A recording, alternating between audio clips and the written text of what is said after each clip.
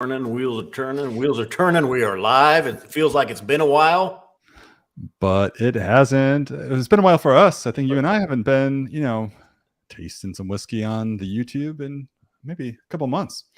And what a night to reconvene. Welcome, everybody. Welcome back to the channel, and welcome to, I think, our own little It's the Christmas, our own version of Christmas. I was yes. going to say. I was going to say it's the heavy hitter time of year. It's our festival releases. We've been gearing up for this, and we're ready to go. It is. This is a big night for us. Big week, actually, big 2 weeks, because over the course of the next 2 weeks, we're celebrating the Scottish whiskey festivals in really kind of in our own way here at the Scotch Malt Whisky Society. We have some heavy hitters coming out for members starting tomorrow. Of course, we'll be tasting those tonight, followed by a second wave of pretty exciting whiskeys next week. Well, I was going to say, do we want to touch on that? Because in the past, we've released, each region on their own. Yeah. We revamped it a little bit this year. Actually, you were kind of looking at it and thought, hey, let's kind of, we can make it better if we do it the way we're doing it. Yeah. Well, I mean, I think at the core, that's a good point. What is it, the Scotch Whisky Festivals? Well, it's not a joint effort. It's individual regions in Scotland every year host their own festivals, and distilleries within those regions will participate, opening up their doors to travelers, whiskey lovers around the world, and often releasing some very, very special whiskeys to commemorate the annual festival. And so each one has their own. Right now, I think there's really 3 active regions hosting festivals out of 5 in Scotland. But you know what? I think last few years we've decided to showcase all the regions, and always looking for an excuse to celebrate something when you're in the whiskey world, and I think everybody can appreciate that. So, but yeah, we used to do these things where we would have different special commemorative bottlings releasing throughout the month, and each day was a different region. I think realistically, considering the selection and sort of the fact that they all sort of tie together for some reasons that we'll get into, it made sense to split this into 2 parts. So tonight, as you can tell by the title, we'll be focusing on 3 regions: the Highland region, the Lowland region, and then the region of Speyside. And then coming back next week, focusing on Islay and Campbelltown. So what more can I say? 5 whiskeys tonight on the table. And you've tasted these, Scott. We were just talking about this, but I don't think I got your answer. Have you tasted these, all of them so far? Oh, yes. Oh, yes. Yep. Oh, yes. Yes. Yep. And like usual, I have not. So I think the point is to give you kind of a good mix of a first impression and somebody who's able to sort of revisit a whiskey after for the first time. So let me ask you this before we get into this. Do you think there are any surprises that we can expect, or what's your non-spoiler review? I guess before we get into it. Well, I love Speyside. And that's why I'm here tonight. You said what? Yeah. We set up the Highlands, Speyside, Lowlands together, Campbelltown and Islay. Great regions. I mean, if you ask me what I want, I'm going to take wherever Speyside is situated. I mean, that's where I'm going to go. So we've got some good ones, but we've got, like you said, Highlands, Lowlands, Speysides, and they're all great releases. And I really think that the Scotch Malt Whisky Society we don't hold any punches, when it comes to our festival releases. We grab the best casks, that we can, and we want to present the best whiskeys that we can. We want to bring all of our members and non-members in, and we've got a great promotion running as well, which we might hit on, till the end of May. For anybody that's tuned in that's not a member, or if you know somebody that wants to be a member, we'll hit on that. Well, we can just hit on it. Yeah, if you're watching, I know a lot of members. I've seen a lot of familiar faces, and good to see everybody back. If you're a member, I think this applies to you too. But basically, what we're doing just for these 2 weeks for the festivals are all about partying, celebrating, I should say. Probably some more civil Scotch whiskey tasting, participants. It would be a celebratory. No, it's a big party for sure in Scotland going on. And if you're not yet a member of the society, if you do join, membership is $99 for a year. We'll basically send you $100 credit a festival token, as we're calling it, and you can use that $100 towards any bottle. So pretty much pays for the it's almost not a free membership, but you kind of have to join, and we have this whole thing where like everybody pays the same dues and you get in, and then but anyway, you get $100 off your first bottle.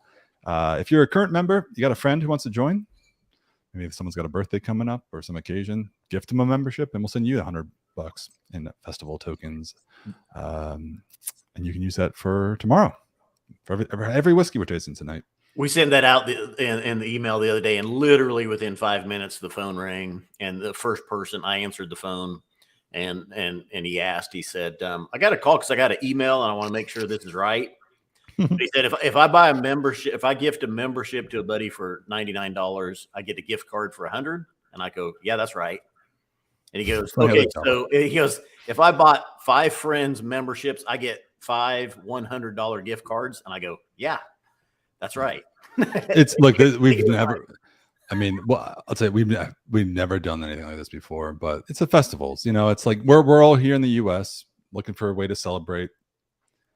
Wish we could all be in Scotland. It would be fun, but we are just here drinking whiskey on YouTube with colorful backgrounds. So I think it's the closest thing we can get. Have a party, send some memberships to your friends. Obviously, if our club grows, we get to do cool things, bring up more whiskeys. It's just overall better experience. Mm-hmm. So we'd appreciate it for sure. But let's move on from that, because I have a feeling some people are probably wondering what the hell's going on behind us. Well, not really behind us, around us, and what is tonight. But as I think I mentioned, we have 5 whiskeys tonight, 1 from the Highland region, 1 from the Lowland, and 3 from Speyside. Scott, I think you said we'll start with the Lowland. We'll go there first, and then we'll go to the Highland, and we'll go up to some of the 3 Speysides. And just interesting point about the festival bottlings this year in comparison to previous years. I know usually it's sort of the hottest release for us. Maybe not. I don't know. We got some U.S. exclusive casks that move pretty quickly, and Vault's collection is really, But anyway, it's in years past. It's usually we release the festival whiskeys. I used to not even be able to get them, even working here. I wouldn't even try them, but they would move so quickly. We've shifted in the last couple of years to a new approach because the festivals is about really celebrating and coming together. Because we are the world's largest whiskey club, it made sense to actually have whiskeys that more members can access. So what we have is a series of ultra small batch creations by Ewan Campbell, who is our spirits manager, our head of whiskey creation, I think is his fancy title now. Some single cast, some small batch. Most of these, I think I'm looking here at the table or on my desk, it's 4 out of 5 tonight will be these small batch bottlings and some single cast. So the allocation can range anywhere from 250 bottles to, well, the biggest one is 2,500. And as a small batch, will be a blend of 5 to 10 different casks. So that's what we got. We do have a mix though. Tonight we have 1 single cask. We have kind of the small batch rare release issues. We have 1 tonight that is a single cask from Speyside, and then next week with Campbelltown and Islay, there are 2 or if not 3 single cask releases as well. So yeah. It's worth noting too that when I said there can be up to 2,500 bottles, that's worldwide. Yeah. So the difference we've done in the festivals this year versus the past is we're the same whiskey. The whiskeys we're releasing to members in the U.S. are the same whiskeys that members around the world are enjoying at the same time. Usually, it used to be we would get like exclusive casks because the demand was so high, it was impossible to actually have a meaningful allocation around the world. So this way, at least the same members can connect online, taste them together, do whatever you want. But anyway, yeah, that's that. I think it's to be able to bring when you have a single cask and there's 250 bottles and you distribute that worldwide. That doesn't have the reach or the impact if you kind of do a small batch blending and maybe you have that 1,500 to 2,000 bottles and you can send those out worldwide and more people get to enjoy those whiskeys. So for sure. Yeah. For sure. Yeah. I mean, it was a crazy few years ago when we released these single casks. I mean, it just, they would sell out instantly. And at the end of the day, as a members club, it doesn't do you much good if such a small percentage of the members can even taste the whiskey. That was our approach, and we realized, you know what, let's take a different then. Anyway, I'm excited because I think Ewan specifically is sort of his expertise in blending has gone from doing the first experiment 8 years ago maybe with Exotic Cargo, which I know you got. I remember seeing a review of it on your channel, I think maybe years ago. Yeah. And I think it really, yeah. I don't think it was that long. I don't think it was even 8 years ago. I mean, wasn't it? Oh, I'm okay. Yeah, it's maybe probably 2018, 2017, 2018, 5-6 years ago, somewhere. Yeah, you're right. I joined the company in 2018, just over 5 years ago, in a couple of months, and so I think it had just been released before that. I was a member, but anyway, yeah, it's really come a long way, I think. So let's begin. Yeah, and real quick, Steve Zemansky is asking, are the festival releases already published somewhere, or are these live streams our formal notification? This is the formal notification. Yes, these whiskeys will be available tomorrow, 1 p.m. Eastern time. And then next Monday night, Jenna and Charlie will be previewing the Isla and Campbelltown releases, which will be available next Tuesday at 1 p.m. Eastern time. So, and where did I see it? Somebody wants our artwork. Oh, here it is. Alex is asking, share your backgrounds with us. They rock. This is official Scotch Malt Whiskey Society graphics for these releases. Yeah. Maybe we should just use that to tie in. I mean, I think I'm sitting here. You've tasted all these. It's my first time. But our first one tonight, you'll notice the artwork is, in fact, matching with the... your camera focuses. I'll let you do that. With the back wrap, we'll start with a Lowland tonight. This is the first release of our ultra small batch festival whiskeys in celebration Lowland cask G. Excuse me. Actually, no, it's not a cask. It's Society Distillery G16 Rare Release. That's the name for all these whiskeys. We're calling them the Rare Release series. This one is named Thunderstorm in a Beehive. Kind of like that name. I did notice, though, as I mentioned, all the whiskeys are the same around the world. We do have to sometimes change the names for importation to the U.S., and there's certain restrictions that exist here. And so this is a unique name for this whiskey here in this country, but the liquid is the same. Lowland, I think we were talking a little bit. Lowland is kind of a region that I find of the five, it's not the most talked about. First of all, the number of producers in the Lowland region historically has not been very high. A lot of them have been in northern Scotland, up in the Highlands and whatnot, or the islands. But I think today, the Lowlands, given the boom in Scotch whiskey, is really one of the most exciting regions. I'm kind of just volunteering my thoughts. I want to hear what you think, Scott. But the cities of Edinburgh and Glasgow are technically in the Lowlands. Mm-hmm. And so I think for tourism and just overall, like I said, global interest in Scotch whiskey, there are more and more new distilleries that seem to be opening up in a convenient to be accessed conveniently by those cities.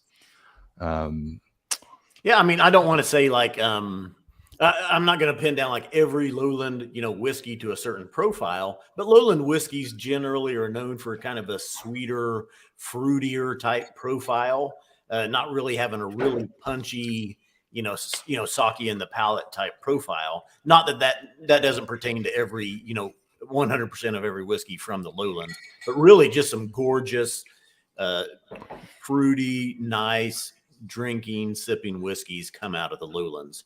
So, and Sue is already saying let's see here, a 6-year-old grain. Now that's something. Yeah. And then I just noticed too, I did not put spicy and dry as our profile on. Oh yeah. Yeah. So, and a 6-year-old, first fill barrels, number 4 charred with toasted heads. We've got a lot of cask influence, and 50% ABV just happened to be what this came out as. It wasn't watered down. That's pretty wild. Yeah.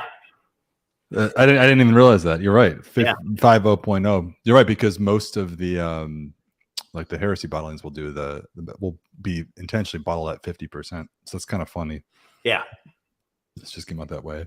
Yep. But yeah, single grain whiskey, and that's the Lowlands is known for, like you mentioned the sort of the profile in general, but distilling grain whiskey, primarily used for blends, the big blends that like Johnny Walker, Chivas, and so trying to at cask strength, which in this case is 50%. Interesting.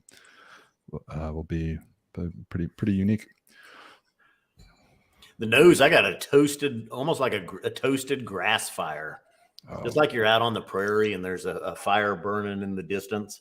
Oh, that's a great, man. This smells like a raw, assertive American whiskey of some sort. Oh. Like it's nose in that. Like the first impression was like, what were you just saying? Like your description was spot on. I said just like a grass fire kind of off in the distance, toasted prairie. Yeah, you definitely pick up some of that toast from the toasted heads. Again, most of these will be a blend of about 5 to 10 different casks. And this one, you really pick up the toasted heads. I see Jenna is tuning in. Whiskey a Go Girl comments, this one got much love in Australia. Oh, interesting. Timothy is asking 700 or 750s. All of our releases tonight are 700s, and I think probably all of the festival releases are 700s. Everything's moving to 700, period. Just as a heads up. So if you got a 750, it's a collector's item, but I mean industry too. Yeah. It's just for ease of production and I think accessibility to the market. We could go back and forth on it, but yeah, 700 is like it or not, this is the way. Yep. This is the way. This is the way. I was so eager. I just tasted it, but I've been waiting for this night for so long. Really, really good color, man. I keep going back to, I think your description was spot on, but pretty assertive and bold on the aroma. And then go ahead and give it a taste. What do you think? Yeah, no way blind would I ever think this is a 6-year-old whiskey. Mm-hmm. I mean, this is packing a punch of a much older whiskey. There's great cask influence on this one. Nice oaks, maltiness, toasted vanillas, graham cracker. Just really nice. Wow. Thunderstorm in a beehive. So it's just, I think for everybody, I know I'm sure some of you are familiar, maybe a lot of you familiar, but it's a single grain whiskey. And really what that means, it's a whiskey made from a single distillery. In this case, they're multiple casks, all blended from liquid from the same distillery, but made with a variety of grains. So it could be corn, wheat, rye, it can be an American blend, but often still unmalted barley potentially. There's really no requirement. And I think when I was nosing this, I thought, man, this is like a really bold, sort of American forward whiskey. I think when I tasted it, it's much more refined. And I don't know this, but I think it's obviously the combination of the different blends, of the different casks, but maybe that sort of that mash bill. I'm curious about it. I don't know that we'll know it, but it's much more complex. When you said you thought it would be older, I totally agree. Because I think I was expecting something hotter, again, equally aggressive on the palate. It was much more refined, which I liked. George must be just tuning in because he says, I thought all of these rare releases were cask strength. Was this an exception? No, this one isn't watered down. It just so happened to come out.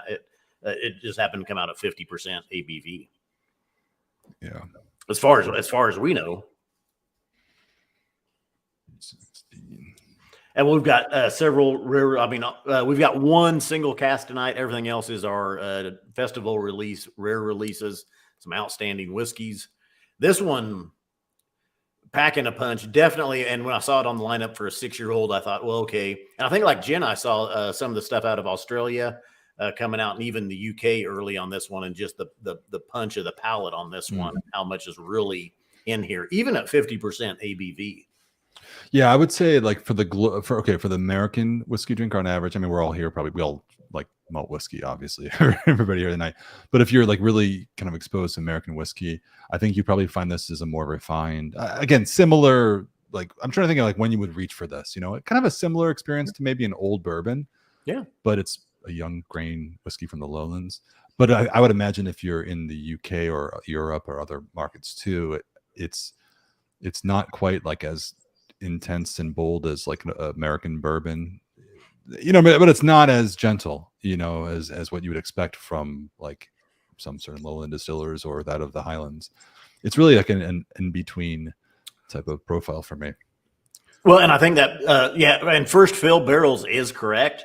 I just double checked to make sure. A couple comments on it. They thought it was from refill barrels. It's not. It's first fill barrels. But that number 4. So if you don't know, more in line with bourbons, there's different levels of char. 4 being the heaviest char level, and it really imparts a lot of the oak, a lot of the toasted notes into whiskey quickly. And we've seen that here with this 6-year-old. Just great cask influence. G16 is the distillery number on this one. It's a new one. It's the first. Well, is this the first? No. Release we have from G16? Yeah. We've had a few, but it's been quite a while. I don't know. And this is all that moment in every stream we do on this channel where I feel like, oh, I don't want to say something without seem too like biased, because of course I certainly am. I love this whiskey.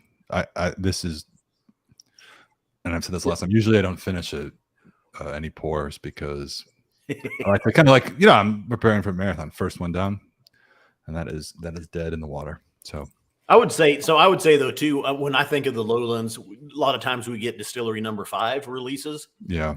Sweeter, lighter. Oh yeah. Tart, sugary. Yeah. Yeah. And this one, complete 180 from those. I mean, this one is oak, cask influence. A lot going on with this one. It's not that sweet, fruity, mellow profile at all with this one. And just a great, different example from the Lowlands, and to be able to see what's coming out, from the Lowlands.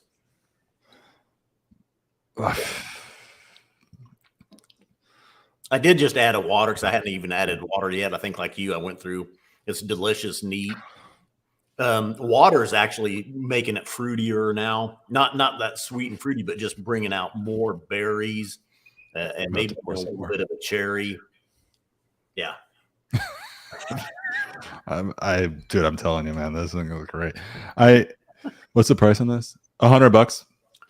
Full respect. That's like not a small amount to pay for a bottle of whiskey, but like it's the best value whiskey I've tasted in definitely in 2 years. 2 years, I would say. I don't know what happened 2 years ago, but like it just seems like the right amount of time for the whiskey. That's a note. I'm so happy right now about this. And that, I guess the thing is too, because obviously we live in a single cask world. Most of our whiskeys are single cask, and I'll be the first one to argue the merits of the single cask and why I think it's an amazing snapshot of time and place. But you also can admit that the only real disadvantage of a single cask is that the experience is limited to whatever the cask can provide. So its strength in a way is also its weakness. And here what we're tasting is, a blend of different casks chosen and created to create a flavor. So, I mean, I'll say this as one of the society guys, like I think there's a time and place for every type of whiskey, and I'm appreciating right now, I think, what this is offering. If these individual casks, if we were to taste those, who knows what they would be like, but they wouldn't be as complete as this. Anyway, that's just how I see it. Warren Buff is pulling some information from the UK on this one, and he points out that the article in Unfiltered says this was new charred oak barrels. Our website is saying first fill, which would indicate it had bourbon in it before and then was filled with scotch. If it's new charred oak barrels, then there was never any whiskey in here at all. This was the first time whiskey went into it, and that could explain some of that really nice cask influence that we're getting, especially at 6 years old. I don't know. I really don't taste it. I really don't taste the new oak. I mean, I'm not saying it's not, but I really don't. I really get a lot of first fill, and then with a little bit. Again, it's not a single malt, so I'm so much more used to tasting single malts, as opposed to this a grain. But yeah, I guess my point is, whether it is or not, that's an interesting point. I wouldn't expect like a really. I don't find it that raw and intense. It was aggressive at first, but it's not like that. Like what you would expect from something with new charred oak. But so anyway, all right. Shall we roll? Let's roll. Let's roll, baby. All right. Moving on. Well, now we're going to go to the Highlands. And I got to change the background because it turns out we have a background for every whiskey we're tasting tonight. I'll do the screen things. You can pull the whiskey up. Okay, got it. We're moving on to. Oh, it went away. Distillery 68 rare release called named Bake Off. This is a deep, rich, and dried fruits. It's from the Highlands. This is a 14-year-old first fill Spanish oak Oloroso cask or Oloroso hogshead, and then refill hogshead. 14 years exclusive maturation, 53.5% ABV. This will be available $170, 2-bottle limit on this one. Everything tonight, 2-bottle limit, even the single cask that we have. There's one banner coming up. I ran out of the character limit on, and I couldn't fit in the 2-bottle limit. But if anybody asks, everything tonight, 2-bottle limit. Next week on Monday night with the Campbelltown the Islands, we'll see some 1-bottle limit releases. I'm looking to see how many bottles we have. 162. Got it.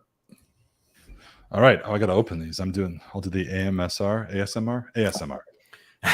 Yeah, right there in the mic. Boom.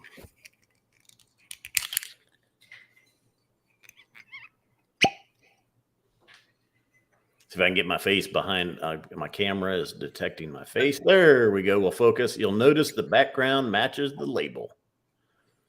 Just like that. Bake Off. 14-year-old Highland. Okay. Well, and this is like if we when we do one of these tastings here on the channel and you're involved, we'll end with a deep, rich, and dried fruits. Number 2 of the night. What does that tell you? Say hello to number 2. Who does number 2 work for? Oh, interesting. Violet lavender. Right into the Highland Festival blast of, it's a sweet sherry. I don't say it's a blast. Nice sherry, though, coming out of the glass. I think just for context, these whiskeys were chosen to showcase a sensory representation. This sounds like marketing jargon, but it's true. To represent a region, and it's difficult to do that today. I mean, every region, distillers are producing all different styles of whiskey, and I find the Highlands to be the most difficult to represent in any one glass because you have the largest region by geographic footprint is the largest. You got distilleries spread out coast to coast. You got all the islands are now part of the Highland region. Mm-hmm. And so then you also have a lot of distilleries that I think have like a very sherry style in the Highlands too. They got like Ben Nevis, Glendronach. You got a lot there. So I think it's probably hard to pick one. This is so I just knows this. I was like, ooh, not what I expected. It was a little floral. Yeah. But I get that a lot. I get like a night in the Highland whiskeys, and this is a very broad average, floral and earthy. Whereas Speyside whiskeys and maybe a little bit fruitier and sweeter, I get more big rolling hills of earthiness and a little bit of sort of just floor. Maybe that's in my own head, but I got a lot of that right away. Not the sherry bomb that I thought. I want to say almost a little antiseptic though too. There's almost a little bit, and that might be some of the earthiness that you were calling out, but there's almost a little bit of a medicinal. It's sherried. The dark fruits are there. It's sweet. And then just a little bit of maybe of a medicinal antiseptic note with it. Really, really well-rounded profile. Again, so I made the comment at the beginning, not a lot of sherry there. I'm getting a lot of this sort of dry Oloroso. And I think that the dryness and maybe that nuttiness, as opposed to a really sort of sticky, sweet Pedro Jimenez sherry, mixes well with, I think, the more of the rustic nature of the spirit beneath it. So it's not like screaming at you as really like big, bold, cask dominated spirit. It's the interplay is really natural, I think, between the cask and the liquid. Henry Wright is commenting. He says SMWS made me fall in love with Distillery 68. How is it compared to past releases from them? You're going to find out. And we have had some outstanding casks from Distillery 68 within the last year or two. Yeah. Oh man. I don't know. This is really, really something. Really, really old leather. First of all, I want to just say, you were talking about the last one. You were surprised it was only 6 years old. I'm getting some characteristics that you would typically find in a 35 to 40-year-old whiskey. Sort of old leather, dark maraschino cherries, a little bit of that. There's more of that Oloroso like nuttiness, but it's more like an almond. Very much like an earthy, luxurious type of whiskey. It's kind of I would say for me, and I'm gonna hear from you, but for me, it's kind of the classic leather armchair fireplace type of whiskey. But we're too clean shaven for this one. I think, you got to be it's a little like, burly kind of thing. I don't know. That's not the case. I say that, and then like every woman in whiskey I know like prefers the more intense whiskeys, and I'm like the delicate flower of the group. But this one makes me think of dunnage. You're kind of going into the leather note and those older things. There's a lot of oak tannins on this one that really do set in, on the palate. But to me, I mean, I get a lot of dunnage on this one. It's like this one sat in a dirt floored, warehouse. Yeah, earthy, but still sweet sherry notes as well. Honeyed, crisp, toasted, all of those notes. Yeah, I think I would take back my comment about growing out our beards and say like you should like not shower for a couple of days. Like when you're traveling, maybe you're like staying in like a hostel or something. I don't know if anybody has been in a hostel lately. Can't say I have, but yeah, you know what I mean? Like I agree with you. Like tasting this whiskey in a warehouse would feel so correct. It's cold. Yeah. You warm up the glass with your hands. You would taste everything in that experience. I think in this whiskey, I'm really, really impressed with this one. Yeah, this one's hanging around on the palate. A little bit of a clove, a little bit of a mint showing. I just added a drop of water. I'm interested to see what happens here with that. But yeah, very nice. And still those oak tannins and what you're getting of making it feel older, still there. And it's making me salivate. It's the sweet, it's the oak, it's the leather, slight tobaccos showing. But honeycombs, honey Cheerios, still at the same time, kind of malty, sweet, just tasty.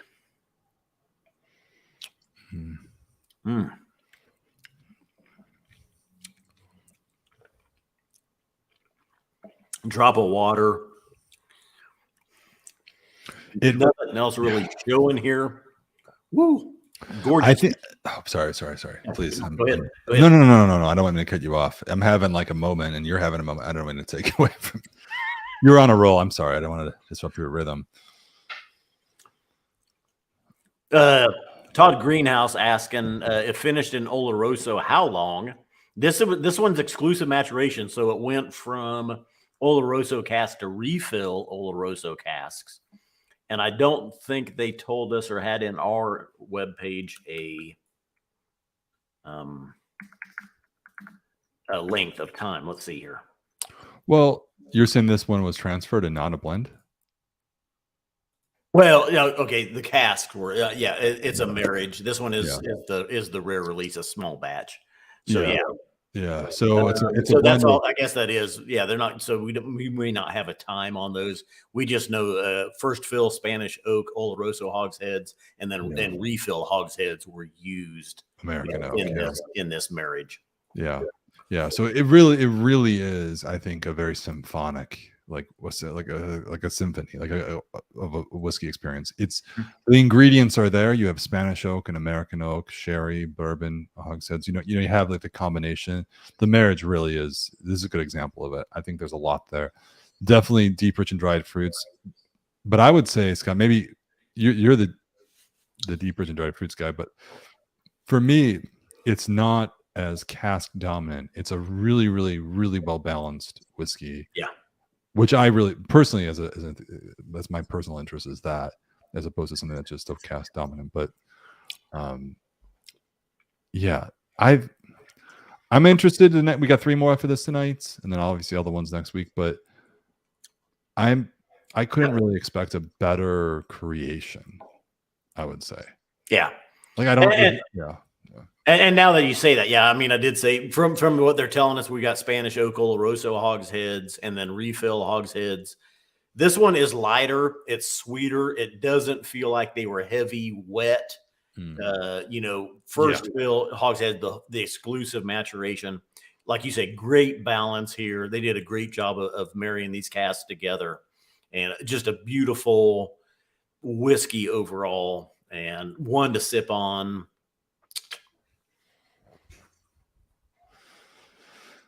Quick question of knowledge. For knowledge, who decides that SMWSA picks as far as distillers and brewers? Well, we have a spirits team in the UK that does all of our cask. Our one guy does all the cask acquisition, and then Ewan Campbell, who looks after all our spirits and chooses what's presents them all for our tasting panel before they're bottled, and then also chose these. So it's a team. And then occasionally for US exclusive release, we get involved in that process and choose what comes over. But yeah, for the society based in Edinburgh, that decision of acquisition is done over there. 246 bottles in the States for this one, 1,174 total bottles worldwide. Bad echo on this webcast, or is it me? I don't know. I'm not getting any. I'm not getting any. But what did you say? Anyone else? Anyone else? Yep, no echo here. Yeah. Yeah. Oil tasters. Oh, I like the name. Oil tasters. Oil tasters. That go well. They probably like. God, I'm over here repeating. I'm echoing everything you're saying. You didn't notice. Oh. All right, it's only been 2 whiskeys. All right, so yeah. Overall, I don't think there's much more to be said about this one. Wow. I think it's it's a good day. It's good or good evening. Beautiful. Yeah, like you say, beautiful whiskey. Great job there of marrying those casks together. And we're gonna move on to we had one Lowland, one Highland. We're gonna move right into Speyside. I will just say this. A couple of years ago, we had a Distillery 68 cask for the festivals. I think it was called like Roasty Toasty. Is that right? Yeah, somebody commented. Okay. A lot of members obsessed over that whiskey. It's going from memory here, so different mood, different palate. I think this is vastly superior. Yeah. I'm just gonna air boldly. I'm not disrespecting everybody who loved that whiskey. It was really good. I think if you like that, I got it back there somewhere. I'll try to dig it up, but yeah. There was George Kaplan was commenting, roasty, toasty, tasty from a couple years back was an excellent 68, not sherry cast, heavily charred, but still in the dirt of deep, rich, and dried fruit. Yeah, different whiskey. I mean, of course, this is not the same, but yeah, for me, this one's like really, really big. Okay, so let's move on. So that concludes the Lowland and Highland released, one for each. We're now going to venture into the little nook up in the Highlands called the Speyside. Have you been to Speyside at all, Scott? I have. Yep. Yeah, you were doing it up there. Yeah, I mean, I absolutely love it. I've only been once. One of my trips to Scotland, I've only been all the way up there, and I really am. It's been like 4 years since I've been to Speyside, I think, and beautiful region. Obviously, the largest whiskey region in Scotland by volume. I think like 50% of distilleries are in Speyside, or at least 50% of the volume of liquid pumped out by the country of Scotland are from Speyside. So obviously it's all big brands, but I love it. I love the style. I think it wasn't a region that I would necessarily was leaning towards in my early days. I was going all big on the Islas and whatnot, but super excited. Now that said, we usually do these tastings, and Scott and I were scratching our heads about this, but we usually do these tastings in an order that we can saturate our palate so that it's like you start light and then get heavy. I think tonight we're all over the place. So we're kind of going in a direction where you sort of have to take a step back in terms of the intensity with a totally different flavor profile. But yeah, let me pull up the artwork because we're switching the artwork to match the labels. Yeah. And number 3 is now. And I would like to think that the artwork is also chosen, as I'm told, to sort of represent visually the flavor of the whiskey. Is that easy to do? Probably not. But here's what we got tonight. Frolics in the Rose Garden. Juicy oak and vanilla flavor profile. I know some members are down with this one. I personally am. I find that of the 12 flavor profiles, some of the better values, I would say, are in this. Would you agree? A lot of I've just had some excellent whiskeys out of Juicy Oak and Vanilla profile that are just beautiful whiskeys that you wouldn't expect. And it just, yeah. Now you and Jenna are doing it now, but that hidden gems, every month when one member of our team will pick 3 whiskeys that we think are like really overlooked, that really are just special and unassuming casks. But you're doing it now. I'm curious. When I did it for a couple of years, I always found like one of the 3 was always a Juicy Oak and Vanilla, because hidden gem for me is like good value, just great experience for the money, and there was always something from Juicy Oak and Vanilla in that flavor profile. There's a lot of nice sherried whiskeys are kind of my genre. I love them. If I'm not drinking a sherried whiskey, maybe I'm drinking a peated whiskey. If it's a night where I don't feel like sherried or peated, a lot of times Juicy Oak and Vanilla is the profile that I go to. I mean, like I said, there's just some great whiskeys in there. Yeah, me too. It's a great profile. That's a really interesting call, because you and I, Scott, look, it's a great problem to have, but I do struggle when I want a whiskey at night. I do struggle with the decision-making problem. I'm sure a lot of you watching tonight, right now, or if you're watching the replay tomorrow, whatever time of the day it is, probably have a few bottles at home yourself. And this is a real first world problem, guys. But I do find that I just gravitate to this profile. I'm like, you know what? I would be pleased. I think, nothing too like polarizing, just easy rider. So this is tonight. This is the only single cask that we have. This is U.S. exclusive, 108.68, Frolics in the Rose Garden, Speyside region, 14-year-old, first fill barrels, 58.3% ABV. There is a 2-bottle limit on this one. Everything tonight, again, 2-bottle limit. But yeah, and I was showing the color there. Really, what you'd maybe even a little bit light for almost what you'd expect for 14 years in a first fill barrel. Blind, I might think at 14 years, you might have a little bit more color in part than that.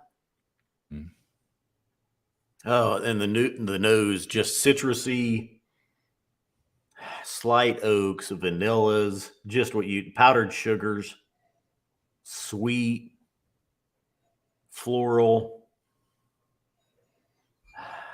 I would say, Scott, too, this is, sorry to interrupt your train of thought. This is actually not a U.S. exclusive.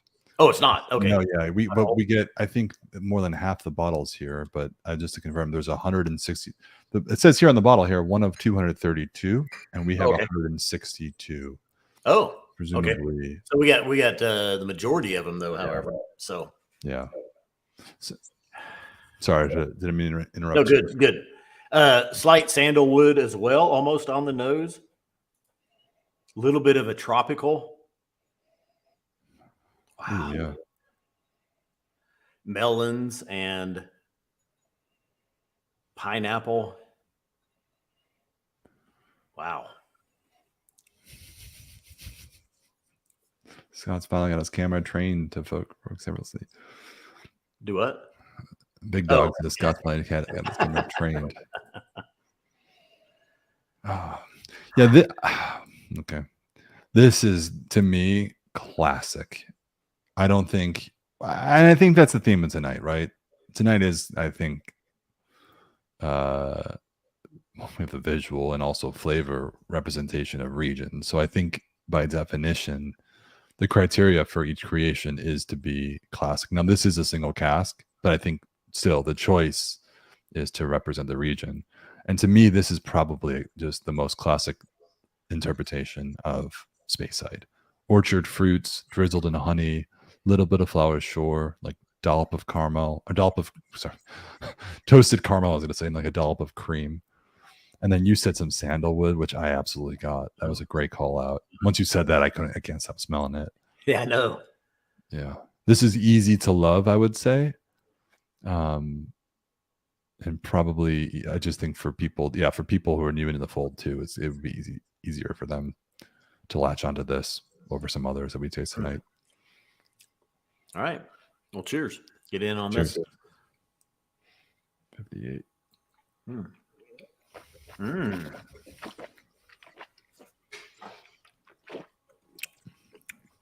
Oh, I would. Interesting. I was going to say, most of the casks we see from Distillery 108 are lightly peated. And I feel that on this one's not, but I got just a little hint of like a locomotive steam type of this esque. No? I could see almost a light peat, maybe very light, but it's very toasted. Really came up. I mean, I was getting a lot of toasted notes with it. So, I mean, I could definitely see if it was lightly peated.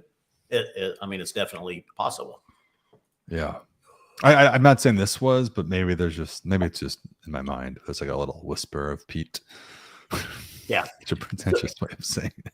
So those nights where I do go to a juicy oak and vanilla and I poured this one, I mean, this one is definitely, it's exceeding what I was expecting out of that. I mean, the fruitiness on this one and the sweetness and the vanillas, it's all just, I mean, it's so compacted. 58.3. I'm going right to some water, but it's gorgeous, neat. Wow. Ooh. And it's still, I mean, it's got a great finish on it too. That just lingers. Yeah. Yeah. I'm big. I'm really happy right now. I wish every night could be, or every week could be like festival. We got two of them actually. Oh, I'm so jealous that we're not doing it next week too. But I like it. Yeah, but we got to let Jenna. She's tuning in. No, for sure. I don't want to take. No, I would never want to take away anyone's experience. I just also want to have experience. Man, this is great. I'm trying to think of, so even mid palate to into the finish, there's a little different something here that's hanging on. I'm just trying to pin down what it is. But I mean, this one is just really sweet. It's really fruity, toasted vanillas, malty, a little bit of a, I mean, there's a little bit of a toasted or a slight peat. I might get away from a slight peat. I'm thinking, I don't know if it's peated, but there's definitely some nice toasted notes on this one. Wow.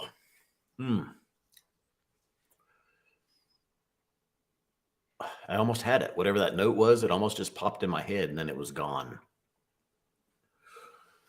Are you getting anything different, like just in the mid palate with it?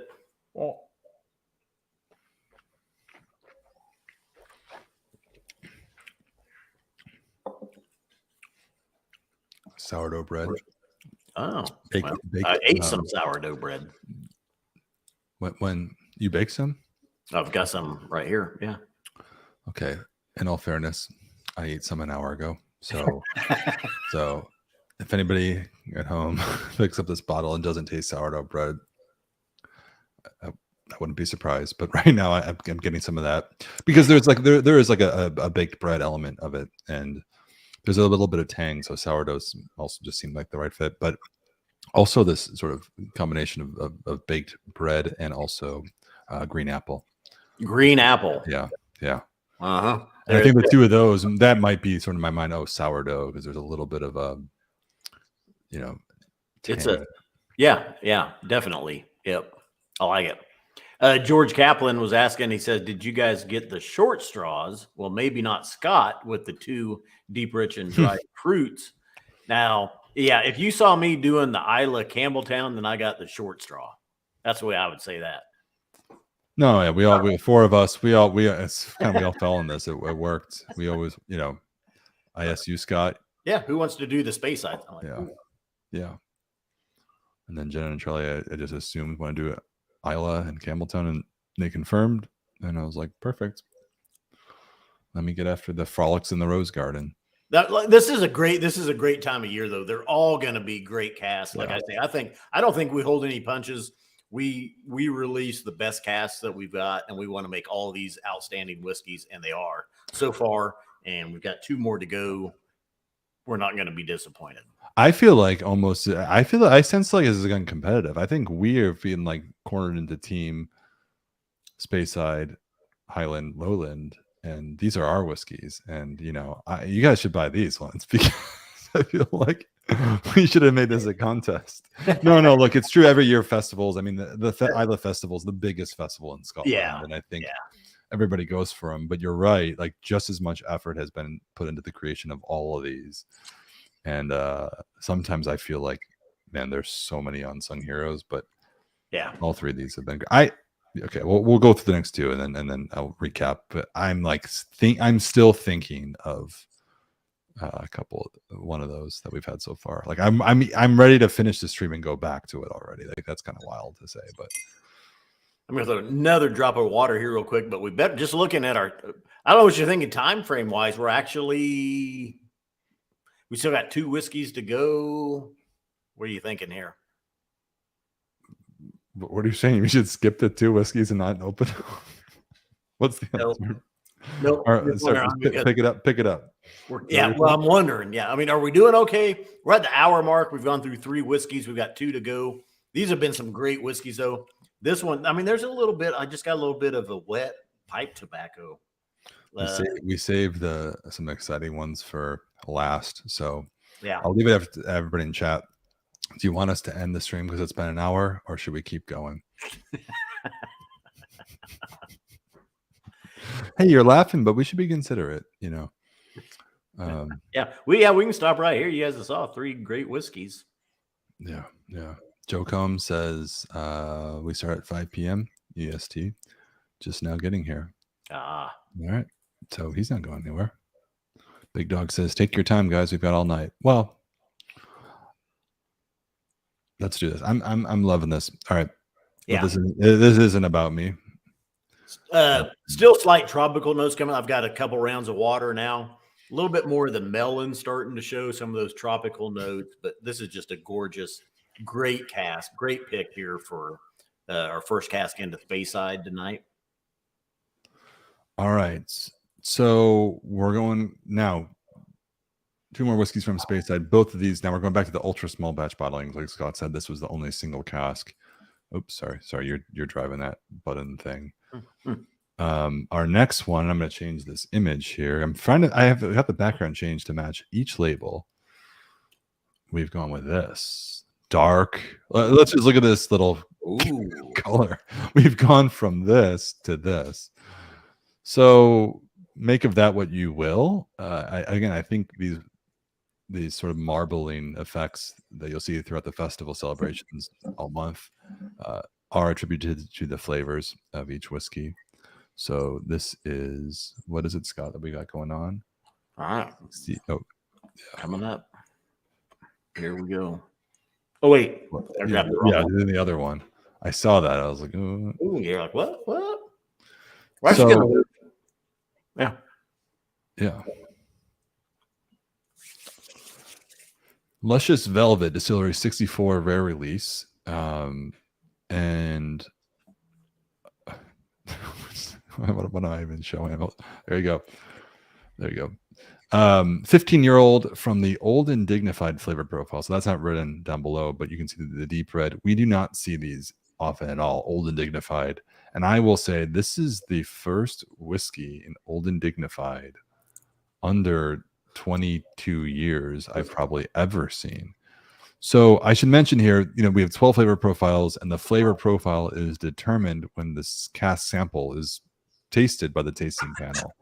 So it's not that the Old and Dignified, the flavor profile has nothing to do with the age. Well, rather the flavor, meaning that there's no criteria. There's no age criteria for what goes in Old and Dignified. It's the flavor experience that puts it in Old and Dignified, which is kind of like, you think of all the profiles in older whiskeys and all of them, it's kind of like does not fit into anything and it's old.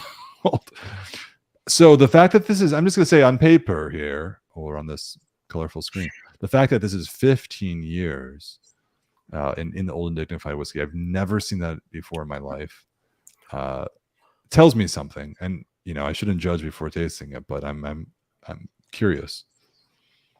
So like you, I saw that coming up on these releases. Got the bottle. I'm thinking 15-year-old, old and dignified. Yeah, right. And then I tasted it.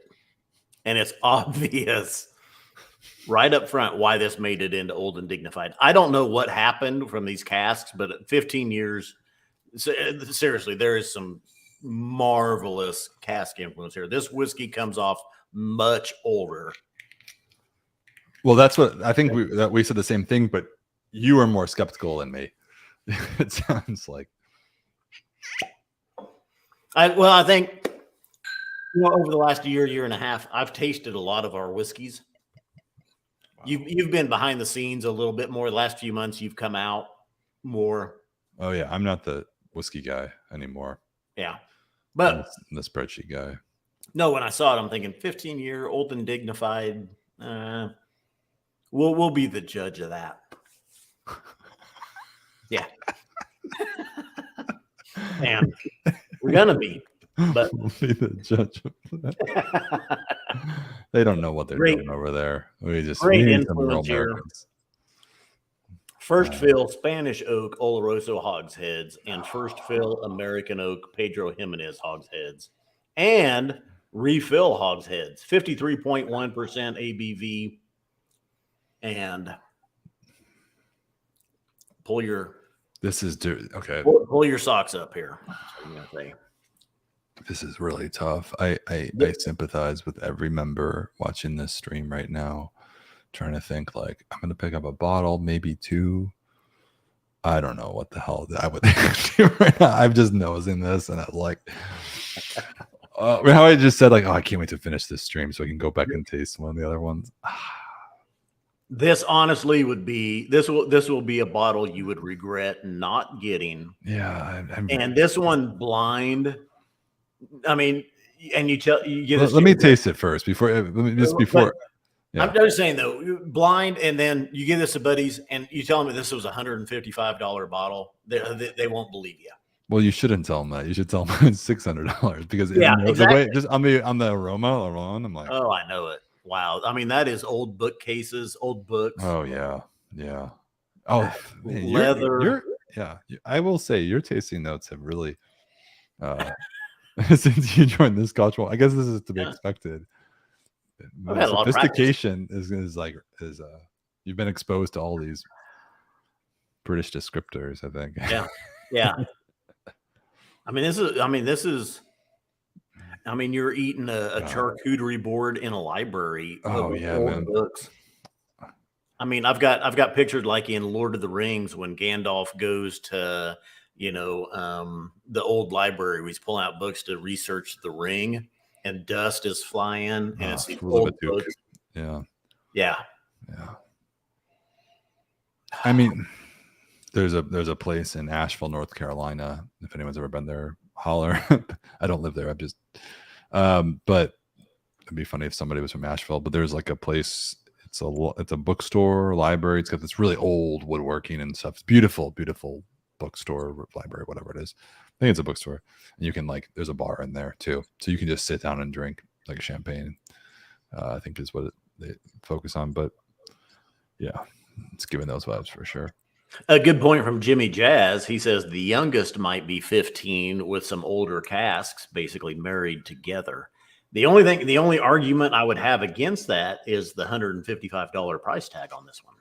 Yeah, well, most of them are. I think most, if not all, will be of the same age because we do acquire casks in batches usually off of a spirit run or still, and spirit run, yeah. So my guess is that they're all actually, most cases should be all of the same vintage, same age, same. It's just sister casks, as you would call it. Yep. But maybe not because there's a good mix of different types. So we're going to get into this, but I think if we would have put 25 years on the label on this, no one would be able to tell the difference. But let's get into it. I mean, that's what I'm saying, how this one tastes. The palate on this one, the profile. On first sip, you'll see why it's in the old and dignified profile.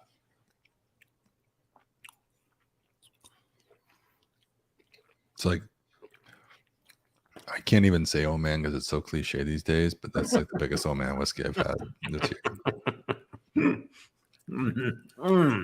Oh my god, Chocolate. yeah, that's like really incredible. Oh, chocolate and leather. Yeah, Dust. yeah. That's the okay, yeah. Very earthy, rustic. Okay, the second one we had called Bake Off, the Highland whiskey. It's funny, in a way, the various elements that created that are like similar. Leather, you said chocolate, maybe more chocolate on this. I said it's earthy, a little bit of floral. Like there's the same elements, but it's just how they're arranged, and the ratio of impact that each one has is totally different. But it's like the same, almost. It's a very similar recipe. Not well, it is. It's 100% malted barley run through a pot still. But actually, in this one is this is the PX sherry too. In this one, that I think is what is a difference maker here. The PX is it's not sweet in this case, but there's like more of a it's what am I trying to say? Let me go back and taste it. I'm kind of struggling for words right now because I was all blown away. I know that's what I was going to ask you about. Go ahead and get your sip in there, but I was going to, because I a couple of times I said on first sip, this one is obvious why it's. Oh yeah. Before I tasted it, I saw 15-year old and dignified, and even I was thinking, what? How is that? And then on first sip, I was like, okay, that's. So this is 3 cask types. I'm sorry, I'm catching up. I'm reading it. I just, to be frank, I just went right into it. Opened the bottle. First fill Spanish oak, Oloroso sherry. First fill American oak, PX sherry, and refill hogsheads. And if it's not specified, it's American oak, ex-bourbon hogsheads. So it's really the trio.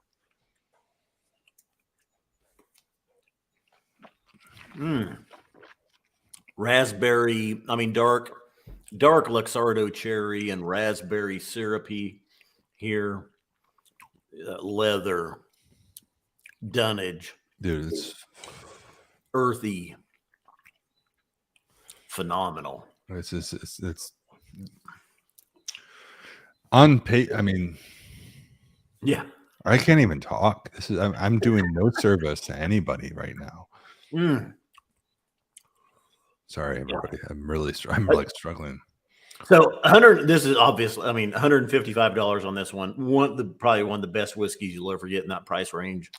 You can pass. You can pass this off. You can give this any of your buddies. You can tell them this is a 25, 30-year-old whiskey, and they'll have no reason to doubt you. This is alchemy. Whatever these casks did in 15 years. I think this is. Okay, the first few have been good. We had 1 single cast, and 2. I thought the first 2, man, wow, these are great. I'm really loving this. This is to me like liquid art. And I know we got this like art thing in the background, but this is actually like an artistic creation. I think there's a difference here. I would go out on a limb and say that this is the case with this one. And it's unfortunate because I'm looking at the bottle here, 2,119 bottles. For like a distillery to do a limited edition, I'm thinking of like, there's a limited edition bottling. It's like 20,000 bottles, so it's very small. It's big for us because we think in like such small numbers, but 2,000 bottles in the world. It's a shame. It's a shame that they can't make more of these or couldn't have made more of it. I haven't felt that way tonight. I really felt that way right now. It's really a shame that a whiskey like this could be made and only 2,100 people can taste it. I went to look real quick while you were saying that. 360 bottles in the States, and this is a 2-bottle. This one I didn't have room to put it on because of the character limit, but this one's a 2-bottle limit as well. You can get 2 of this one. You'll regret if you buy 1. You'll regret not buying 2 on this one. So I don't say that often. I've said that a couple of times. Listen, people have always agreed with me on that. Yeah, we are in no way. I'm sorry. I'm like, no, wow. This is a special whiskey. I'm really, really I'm just having a moment like out of body experience. I'm really Mm-hmm. fortunate to be doing this, and I hope everybody in chat, you can pick up a bottle if you can. Obviously, I think for as a member, I used to do it when I would order myself, but sometimes ordering more than one bottle is advantageous because the shipping cost incrementally increases. Like the cost that we have to pay, man, it's crazy to get FedEx to get the thing out the door, packaging, alcohol. It's very expensive business to ship this product. But if you add a second bottle, it might be $25 for the first shipment, but if you had a bottle, it's like $5 more. So I know a lot of members usually order 2 bottles at a time. I just think you got to do this one. I can really say this confidently, and I would love that everybody watching tonight, like who shows up for the stream, to be able to get the bottle. So I'll tell you the advantage of watching on YouTube. And real quick, if you are watching on YouTube, make sure you subscribe to the channel and you click the notification bell. I know we're midstream or even later, but we should have said that up front or earlier. We quit sending out emails every time we go live. You that are watching, you're getting a little behind the scenes on this one. There's 300 and some bottles available in the States. You can order up to 2 of these. This is the best 15-year-old whiskey you'll ever order. Those that don't watch the YouTube stream won't know that. They're going to see a 15-year-old Old and Dignified on the website, and they're probably not going to order it because they're going to be like, oh, there's some shenanigans going on there. Well, I think you'll see what's coming next. And I think it's safe to say everybody's going to pick up what's coming next without a doubt. It'll be gone in 60 seconds for sure. So I think you make a really good point, Scott. If you're watching this right now, whatever comes after this, I'm just saying that's a funny comment you made, is the best 15-year-old whiskey. Mm-hmm. I don't really think of it that way, but I can't think of one that is better than this. I'm just gonna say I'm with you, and we don't have the same palate. Like, we're fully aligned on this right now. This is a great feeling, Scott. Yeah, that's a fucking amazing whiskey, and and it's $155. You are not going to regret this purpose. It's just wild that we're having this. Well, you've tasted before. Okay, I've tasted it for the first time. We're having this moment like live on the channel right now in front of people. We do this for a living, guys. I mean, like, this is like what we do. We look at our background. We taste all these whiskeys. This is like whiskey of the year for a few years for me. Like, this is crazy. Yeah. Now maybe like I'm hyped up right now, and I'll go back tomorrow. But you've tasted it before, and same experience. Okay. Yeah, I mean, I had the same. Like I say, when I first tasted, because I was looking at, I'm like, a 15-year-old Old and Dignified. I'm like, yeah, we'll be the judge of that. And as soon as I tasted it, it's so obvious why it's in that Old and Dignified profile. It's made that leap for some reason. I don't know why. Right into that, and it comes off much older than it is. It's just a gorgeous whiskey, and you won't regret. I'm trying to like find some flaws. I'm actively like, wow, come on, really? I do this with everything. Obviously, there's 3 different types of casks. The alchemy of the whiskey is definitely apparent, and here we are saying that this is actually, it worked. Yeah, it worked. Yeah. All right, and I'm done. Unfortunately, we do have to be done with this one because we still have one more to go. Yeah, I'm really eager to compare these two because this is the one that everybody will, without a doubt, based on where it came from. We just know that this will be the first to go. I think it certainly was in the UK. And I got to change my background to match it. I got all these backgrounds going on. Here it is. Oh, interesting. Ooh, look at that. Is that this color? Oh, it is. Yeah. Gold flakes and purple and red and black. Everybody that hung in till the finish here are going to get rewarded. Distillery 24 rare release. Named Massive Oak Extraction. 14-year-old. First fill Spanish Oak Oloroso hogsheads. And refill American Oak Pedro Jimenez, 63% ABV. This will be $175. Limit of 2 bottles on this one as well. That is on the screen because it fit within the character limits. And I can see the color of this one on Ben's screen as he's not even holding it up to the camera, and I can see the color. Look at that. This is there's the color. There's what we're looking for. Are we? Are we? You are. I'm not looking for this. It is black as night. Yeah. No. Yeah, This is the name Massive Oak Extraction. No, I think we know that this is. Listen, it depends on what you're into, but this is the. Yeah. Oh. We have been fortunate. We've seen quite a few casts from Distillery 24 that we've released. We've gone in like a little bit of a 24 spree. And over the last couple of years, we've not a spree, but we've seen a few for a distillery that doesn't sell cast independent bottles. You said quite a few. I don't know if I'd say quite a few. We've had several. We've had they've been. Well, we went from absolutely none Yeah. for years because into I don't know, whatever. Okay, but the nose on this one is just that nutty Oloroso charred cask, gorgeous dark fruit, with just what you'd expect. Yeah. It's the richest by far. Yeah. By far. Yeah. Dark, rich, deep, rich, and dried fruits is what I'm getting on this one. Interestingly, though, Distillery 24 famously known for making its own.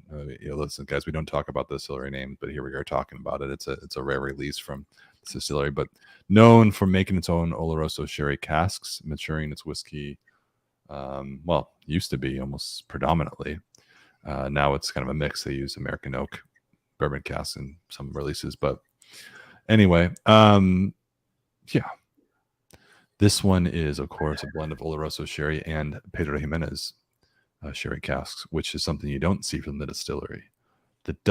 We've doubled down on the sherry types here. Totally unique experience to be had from Distillery 24.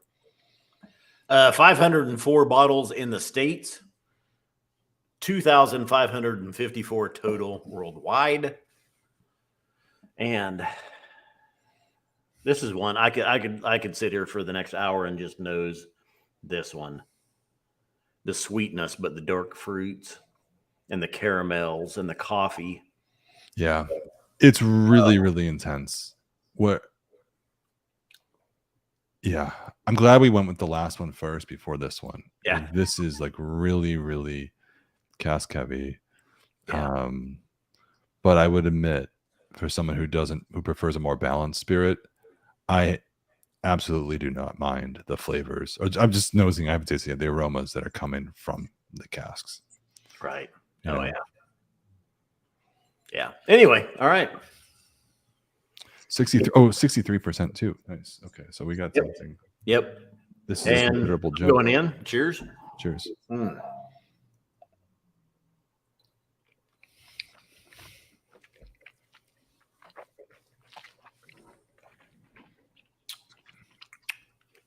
Tastes like Old Macallan.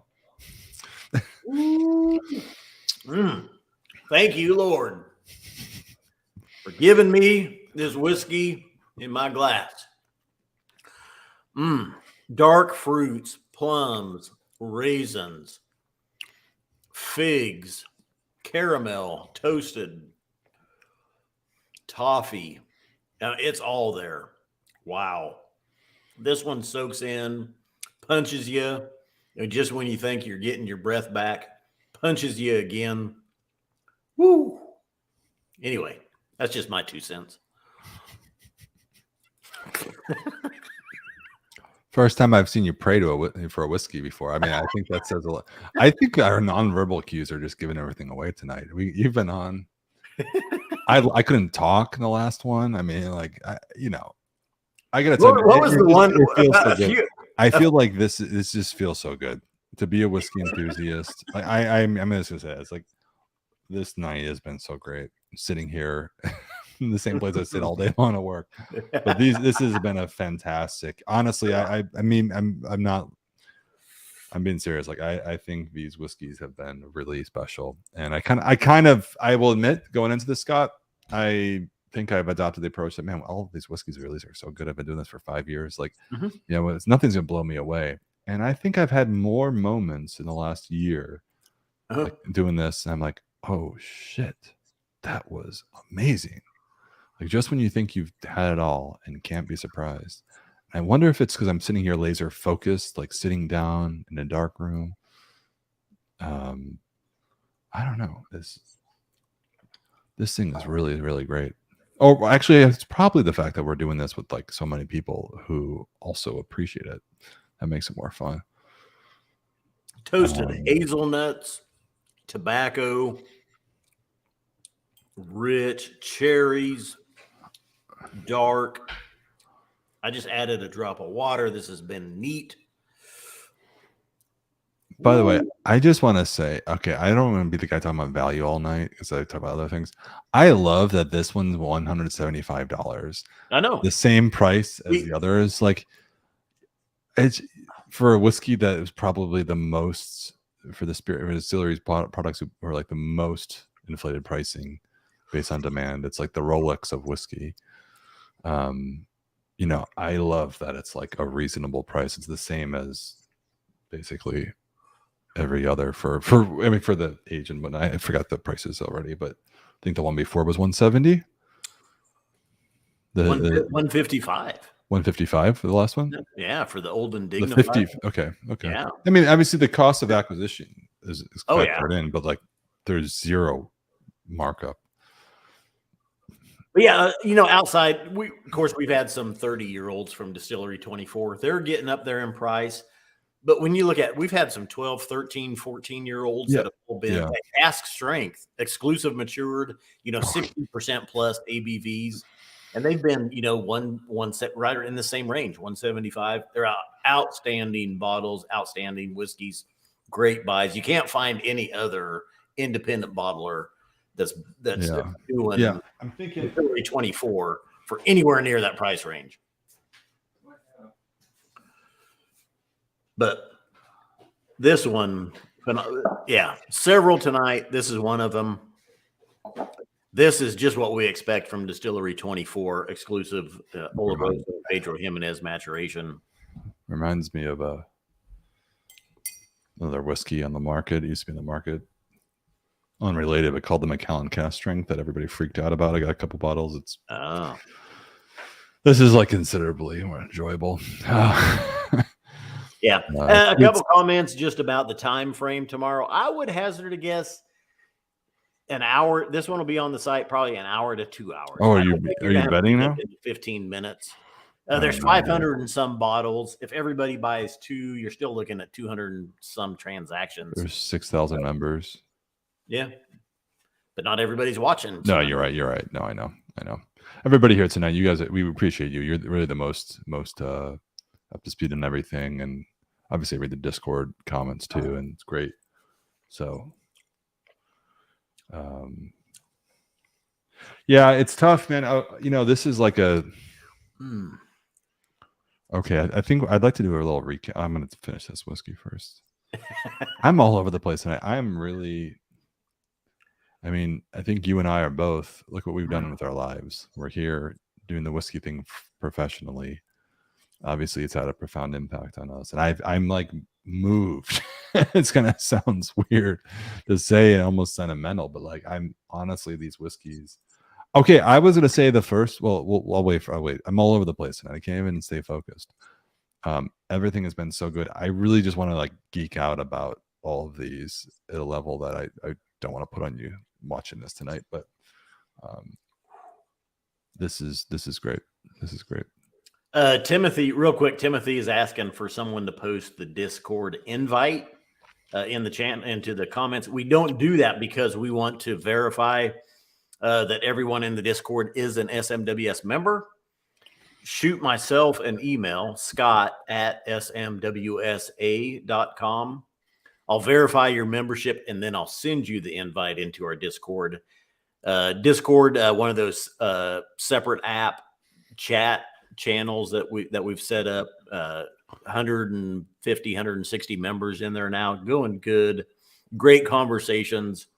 And so Timothy, just send me an email, scott@smwsa.com. Ben put the banner up there. That's it. I'll verify your membership and I'll send you the invite then. So we don't put it out to the public yet. We may do that in the future. Yeah.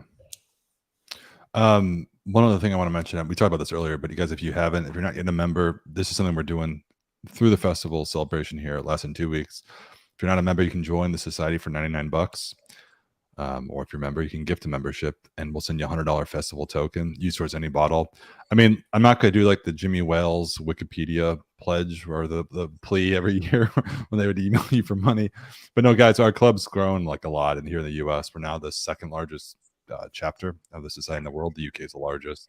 And I remember when, like back in the day, I'm talking like 5 years ago, the collection we had in the US was pretty limited. We had like when I joined the company, we had like 8 bottles a month. They were all like the third pick of the world, a third pick, like eighth in line. Anyway, point is, we've grown a lot since then, and I appreciate all of you, obviously, for being here. But as we grow, we get to do things like this. Obviously, do streams, open these. Man, when I first joined the company 5 years ago, like we couldn't even justify opening a bottle. We're like, man, every single bottle we have to sell to a member. We need every single dollar. Like, truth is, this tiny business. Now we get to do these things, taste the whiskey, share them with you. Anyway, it would really, really, really help us out if you guys have a friend who wants to be a member or would enjoy it. If you can go out and give them a membership, we'll go ahead and shoot you a $100 gift card to use for your bottle. So if you plan on picking up a bottle, or at least one of these 5 tomorrow, or any festival bottle, and you got any one person in your life who you think would enjoy doing this with you, basically it covers the cost. We'd really appreciate it. Keeps the lights on in our houses. Yeah. Yeah. I mean, obviously we're a club. We don't really advertise. We obviously, the member referrals are our number one source. It is. I mean, it's just word of mouth and people, referring us to their buddies and their friends and signing them up. But yeah, so the offer that you're talking about, whoever buys basically or pays for the membership, whether you're joining yourself or you're gifting it to somebody, if you're the one that puts your credit card information in on the website and you buy it, you're getting a gift card for $100. So yeah, if you do it 5 times, you're getting 5 $100 gift cards. So yeah. So anyway, I'll turn off the sales pitch. It certainly feels like what. No, but I want you guys to appreciate we're a tiny small business, and obviously when you join, you get a 1-year membership, and I think most members stick around. For some people, it's like they come for a year, but to keep it going and keep growing, we gotta. Like you, I've got a lot of experience before the Scotch Malt Whiskey Society. I honestly have no problem telling people that some of the best whiskeys that they'll ever taste in their life are going to come from the Scotch Malt Whiskey Society. I mean, I think that's why we're here. We were. Yeah, it's funny because Scott and I both we came from the social media influencers. I hate that word. But yeah, we're just independent dudes drinking whiskey, and here we are. I think we both had that realization. All right, that's where I want to be. I think what we're doing tonight with this colorful backgrounds.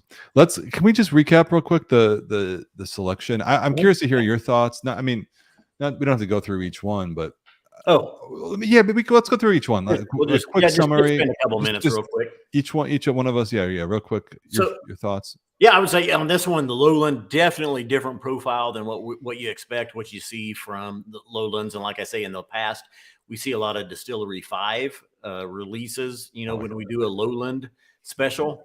This one, Distillery G16, newer. It's a grain whiskey, 6 years old, but either virgin or first fill barrels with a heavy number 4 char level on them. There was great influence on this one. It's definitely a different profile and a great whiskey from the Lowlands that you won't find anywhere else. Mm-hmm. Yeah. I was really into this one, and I would admit on paper I was the least excited for it. I'm just going to say that, and I think I'm a human being. Like, we try so hard not to judge whiskeys before tasting them. You think I would know better, but human nature kicked in, and I was like, okay, we'll see how it goes. And I tasted that. I was like, this is so unique, and I really appreciate that for it. And I think because it's $100, which I respectfully, it's not. Mm-hmm. I'm trying to think of the last time I spent $100 on a bottle of whiskey and enjoyed this and felt like it was better value. Mm-hmm. I really like Ardbeg Corey Vrecken. Like, that's something you can find everywhere. Like, I'm not going to argue with that, but like, I don't, I would say that's a really good value. for under $100. No, actually, no. Now it's like more than $100. But anyway, I was really pleased with that.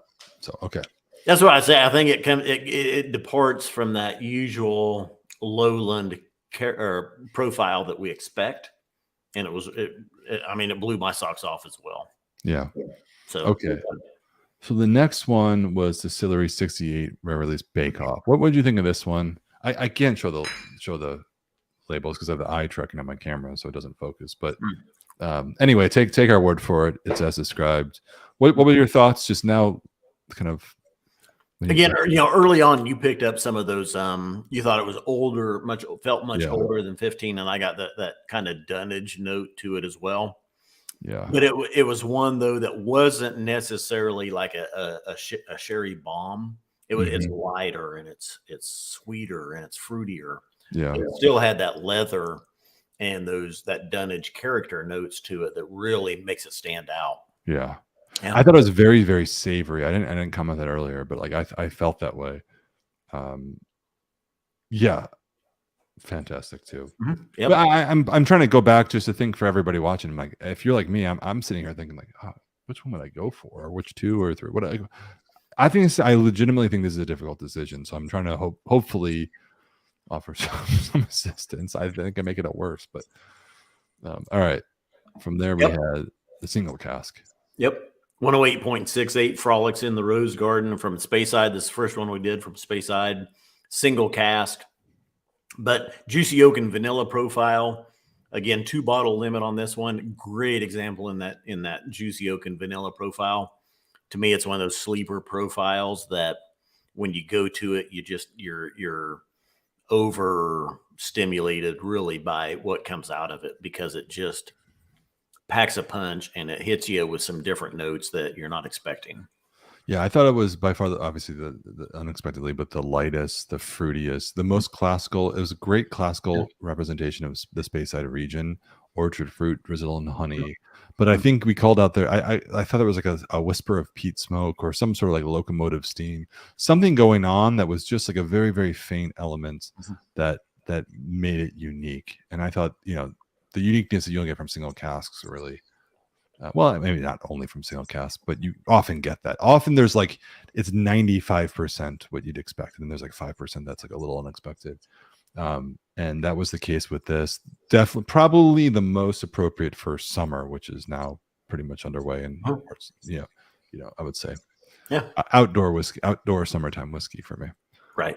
Yep.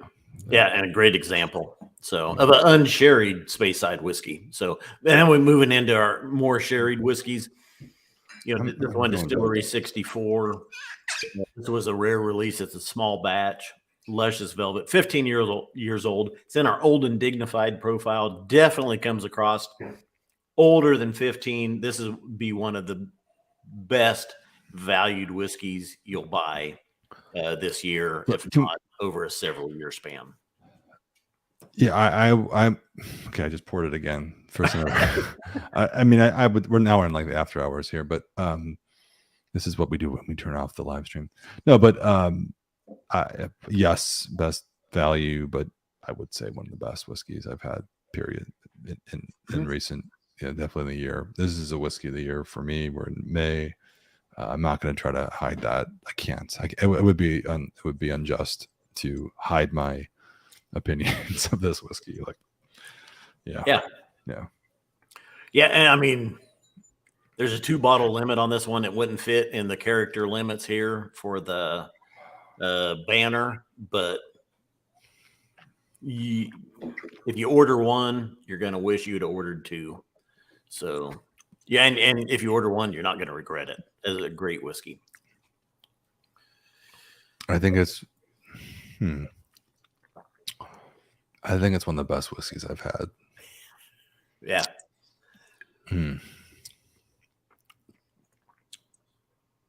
Yeah. Is that weird to say that like this? No. I can't believe I feel this way. Yeah. It was unexpected. Yeah.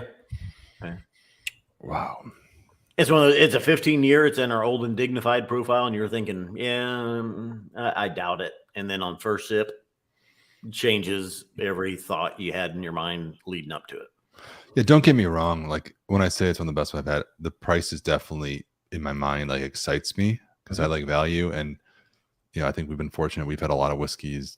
I'll speak for myself. Like, had a lot of whiskeys that are thousands of dollars a bottle. And, I've had some that are crazy, the crazy ones, that Balvenie DCS compendium. And I was like, okay. But whiskeys from the 60s and 70s. And I'm like, this is not that. I'm not going to say it is, but man, it's right behind it. And for that price, I'm like, wow. Yep. So, all right. And last but not least, Distillery 24 rare release, massive oak extraction, a 14-year-old exclusive maturation, Oloroso and Pedro Jimenez. It doesn't disappoint. This is a sherry bomb, 63% ABV. It punches you on the front end. It punches you on the back end. It punches you in the middle. Just, yeah. Yeah, it's a love letter of a whiskey, I would say.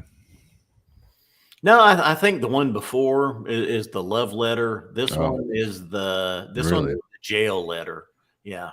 This is, Well, we all have different loves in life, so I've never done any hard time, but you were a cop, so yeah, you would know. Yeah. All right. Well, that concludes part 1 of an amazing selection. Sorry. That was just great. Very special whiskeys. Please don't buy Distillery 64 rare release, because if it's still around after a few days, I can probably justify to my colleagues here that I'm going to buy a bottle myself. If not, I think I'll enjoy this. Sharing what's left of this. You guys need to make your mind. The whole purpose of doing this right now is to help you make up, sort of confident whiskey buying decisions. I can confidently say we did not do our job tonight. I can confidently say that we only made it more difficult. But yeah, I don't envy the decision, but I can say whatever you get, you're going to be happy, because there's some great whiskeys, and I think you should open them in a quiet room by yourself where you can really, really focus. 'Cause all these whiskeys, considering it's not just the sort of natural creation of a single cask whiskey, they've been blended. It's an ultra small batch of blend of different casks created for a certain flavor by our head of whiskey creation, Ewan Campbell. So great guy. He's come a long way. Anyway, a lot of fun. So that's it. All right. Thanks everybody that tuned in. As we say on the back of every Scotch Malt Whiskey Society bottle. I don't know if it says it on the back of the festival bottles. Yep. Scotch Malt Whiskey Societies are not for swigging, glugging, or knocking back. Please drink responsibly. I don't know about these. Cheers, guys. Cheers.